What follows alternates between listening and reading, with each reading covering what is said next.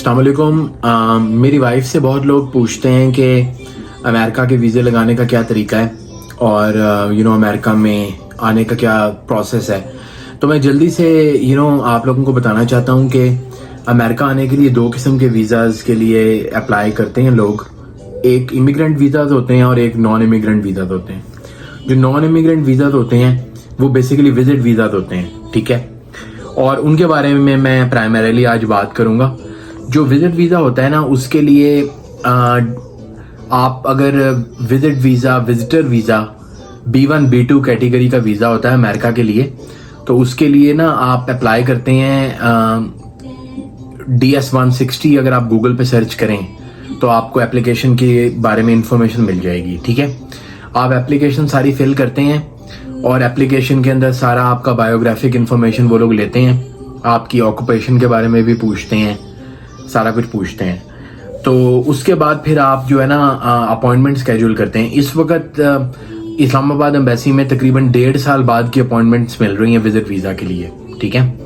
और कंपटीशन बहुत ज़्यादा है और विजिट वीज़ा लेना आसान नहीं है, बिकॉज विजिट वीज़े के लिए आपको ना इंटरव्यू में वीज़ा ऑफिसर को ये शो करना पड़ता है कि आपके पाकिस्तान में जो रूट्स हैं वो बहुत स्ट्रॉन्ग हैं और आप पाकिस्तान में बहुत वेल सेटल्ड हैं, फाइनेंशियली भी और सोशली, मतलब कि फैमिली ओरिएंटेड वे में भी।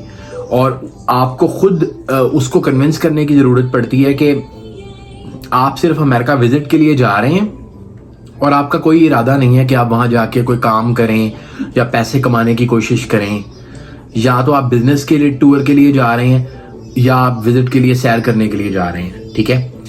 मगर अगर वीज़ा ऑफिसर को ज़रा सा भी ये लगा कि आप वहाँ अमेरिका आके पैसे कमाना चाहते हैं, या आप यहाँ आके शादी करना चाहते हैं, या आप यहाँ आके परमानेंट रुकना चाहते हैं, तो वो आपको वीज़ा नहीं देंगे।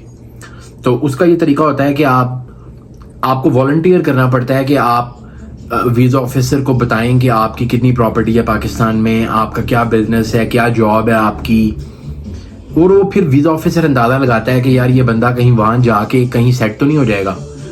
अगर उसको लगता है कि ये बंदा, कुछ लोग ये भी पूछते हैं कि विजिट वीज़ा में कितने पैसे रिक्वायर्ड होते हैं, कितना पैसा आपको शो करना चाहिए, तो उसके बारे में भी थोड़ा सा गाइड कर दें। मेरा ये ख्याल है कि आप खुद सोचें कि जिस बंदे के पास पाकिस्तान के अंदर जिस बंदे की पाकिस्तान में इनकम 3-4 लाख रुपए से ज़्यादा है, वही अमेरिका में आके सेट नहीं ना होना चाहेगा। वही चाहेगा कि वो पाकिस्तान में अपनी इनकम, उसकी अच्छी इनकम है, 3-4 लाख रुपए से ज़्यादा है, और उसके पास ऑब्वियसली 5-10 करोड़ से ज़्यादा की प्रॉपर्टी या कैश है या एसेट्स हैं।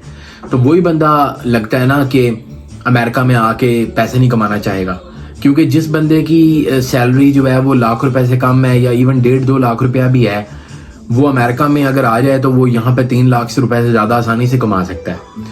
तो इसलिए ये है कि आपको अपने आप को ना बहुत स्ट्रॉन्ग शो करने की ज़रूरत है। और अगर ऑब्वियसली अगर आप झूठ बोलते हैं तो वो भी वीज़ा ऑफिसर्स बहुत एक्सपीरियंस्ड होते हैं, क्योंकि वो डेली के मतलब कि ऑलमोस्ट कह लें कि डेली के वो 100 लोगों को इंटरव्यू करते हैं और वो ज़्यादातर लोगों के वीज़ाज़ को रिजेक्ट करते हैं, क्योंकि पाकिस्तान जैसे मुल्क से बहुत लोग आना चाहते हैं वीज़ा लगवा के अमेरिका, और उनका ये गोल होता है कि वो यहीं पर आके रुक जाएं। तो उनका ये रोज़ का काम है कि अंदाज़ा लगाना कि कौन बंदा कितना सेट है। उनको पाकिस्तान के सिस्टम्स के बारे में पता है। वीज़ा एप्लीकेशन फ़ीस तकरीबन 33,000 होती है, और ये जो इन्फॉर्मेशन है ना सारी, अगर आप US स्टेट डिपार्टमेंट की वेबसाइट पे जाएं तो विजिटर वीज़ा के अंडर आपको सारी B1 B2 और DS-160 एप्लीकेशन के बारे में जो इन्फॉर्मेशन आप पढ़ें, वहाँ पर आपको अप्लाई करना पड़ेगा। और अप्लाई करने के लिए आपको पासपोर्ट चाहिए अपना नॉन एक्सपायर्ड, आपको अपना मतलब के पेरेंट्स के नाम चाहिए, आपको अपना सारा इन्फॉर्मेशन एग्जैक्ट चाहिए। तो अप्लाई करने के बाद फिर आप US ट्रैवल डॉक्स की वेबसाइट पे जाके, तो वहाँ पे आप फ़ीस जमा कराने का प्रोसेस है, वो अलाइड बैंक में जमा होती है फ़ीस, और फीस जमा कराने के बाद फिर आप अपॉइंटमेंट स्केड्यूल कर सकते हैं। मगर एक और इम्पॉर्टेंट बात यह है कि अगर आप आज अप्लाई करते हैं तो आपको सितंबर 2023 की अपॉइंटमेंट मिलेगी विजिटर वीज़े के लिए। तो मैं यही आपको कहना चाहता हूँ, और मैं आपको ये भी बताना चाहता हूँ कि जब आप विजिटर वीजे के लिए अप्लाई करते हैं ना, तो अगर आप अनलेस कि आप फाइनेंशियली बहुत इस्टेब्लिश्ड हैं पाकिस्तान में, मीन्स आपकी प्रॉपर्टीज हैं, ज़मीनें हैं, आपकी अपनी फैक्ट्री है, मिल्स हैं, अपना आपका घर है बहुत बड़ा, तो फिर अगर आप, वो वीज़ा ऑफिसर आपसे नहीं पूछेगा, आपका काम है कि आप उसको कन्विंस करें, खुद अपनी इंफॉर्मेशन दिखा के, पिक्चर्स दिखाएं, अपनी प्रॉपर्टी के कागज दिखाएं, अपनी बैंक स्टेटमेंट दिखाएं, उसको आपको कन्विंस करना पड़ेगा कि मैं बहुत एस्टेब्लिश्ड हूं, फिर वो वीजा लगाएगा। अगर आप वहां पर चुप करके बैठे रहेंगे तो ज्यादा चांस है कि आपका वीजा डिनाई होगा, और ज्यादातर लोगों के वीजा डिनाई ही होते हैं। तो जब आप वीजे के लिए अप्लाई करते हैं तो आपको ये सोच के अप्लाई करना पड़ेगा कि डिनाइल का चांस काफी ज्यादा है। मगर अगर आपका वीजा लग जाता है तो वो 5 साल का वीजा होगा, 5 साल में आप कभी भी आ सकते हैं और मैक्सिमम 6 मंथ्स के लिए स्टे कर सकते हैं अमेरिका में।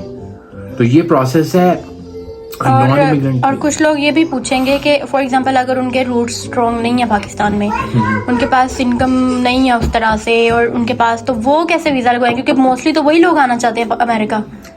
वो अगर वो किसी से लेटर मंगवा भी लेते हैं ना अमेरिका से, अगर उनका कोई दोस्त है या अगर उनका कोई रिलेटिव है जो अमेरिका में सेट है, तो उससे कोई फायदा नहीं होता, कोई फर्क नहीं पड़ता, बिकॉज वो उसके रूट्स देखते हैं।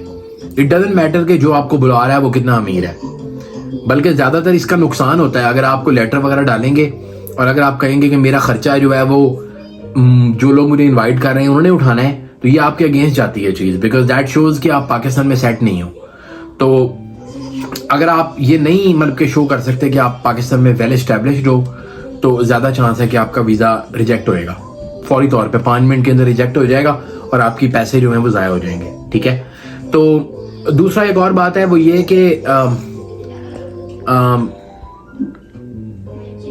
हाँ, दूसरा ये बात है कि ये मैंने नॉन इमिग्रेंट वीजा के बारे में इंफॉर्मेशन दी है।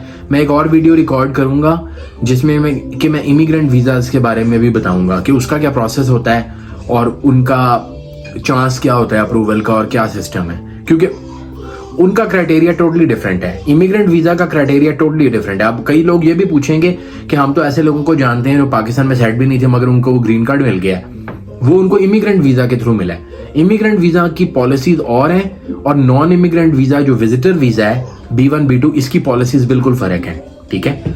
तो अभी आज के लिए इतना ही मैं इंफॉर्मेशन प्रोवाइड कर रहा हूँ। बाकी ये है कि मैं और वीडियो अपलोड करूंगा ताकि ये इमिग्रेंट वीजा के बारे में भी इंफॉर्मेशन मिले, और ये इंफॉर्मेशन जो है ना ये पाकिस्तान के लिए स्पेसिफिकली डेफिनेटली एप्लीकेबल है। ठीक है। Thank you so much for watching. Take care, bye bye.